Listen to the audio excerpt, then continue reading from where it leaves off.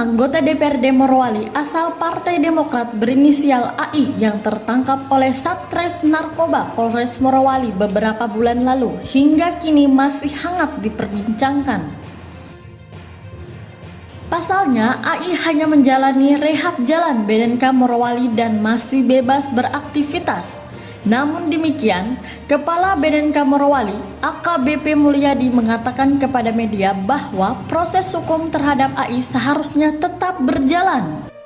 Dalam fakta integritas Partai Demokrat sangat jelas dan tegas bahwa tidak ada toleransi bagi kader yang terlibat dalam kasus korupsi dan narkoba. Namun sangat disayangkan DPC Demokrat Kabupaten Morowali terlihat lemah dalam kasus yang satu ini. Belum ada reaksi apapun dari partai besutan SBY tersebut, padahal boleh dikata Ketua DPD Sulawesi Tengah Anwar Hafid merupakan tokoh yang sangat berpengaruh di kancah nasional karena saat ini ia menduduki anggota DPR RI di Komisi 9.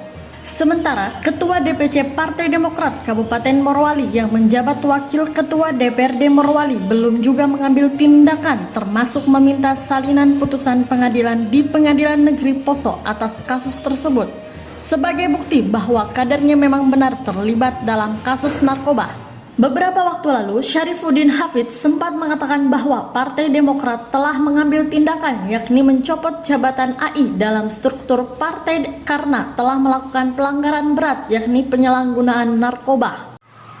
Isu penangkapan tentu sudah ada dari media, sudah ada rilis dari pihak yang wajib mengenai penangkapan tersebut, dan juga status-status yang lain seperti itu sesuai dengan KDRT kami kan sudah lakukan itu pencopotan jabatan yang ada di dalam struktur partai.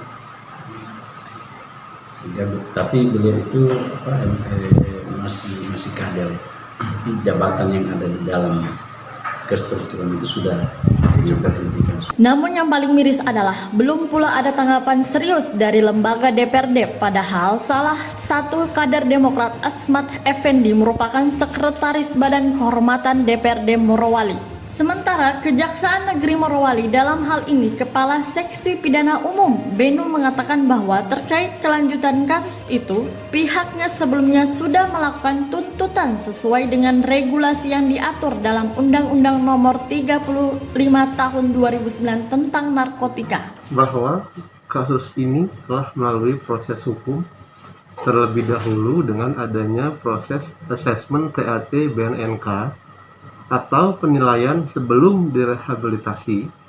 Proses ini berlaku dengan ketat bagi seluruh pengguna. Asesmen itu ada penilaiannya. Dia harus dilakukan rehabilitasi atau tidak dilakukan rehabilitasi. Rehabilitasi itu yang utama adalah bagaimana kita mengurangi overkapasitas di lapas dan rutan.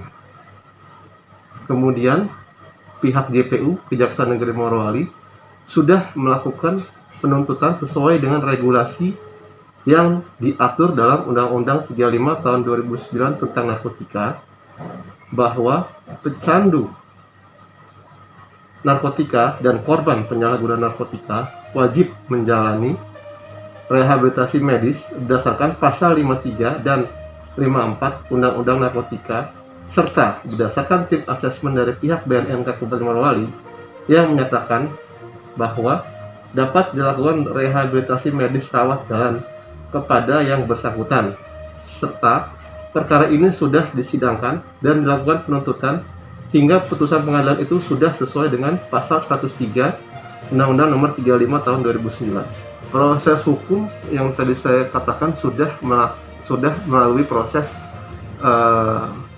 pemeriksaan berkas, sudah sidang, sudah dilakukan penuntutan dan sudah ada putusannya. Ya, putusannya rehabilitasi. Jika tidak menjalankan rehabilitasi, terdakwa dapat dipenjara. Dari Morowali, Bambang Sumantri melaporkan untuk Kaili TV.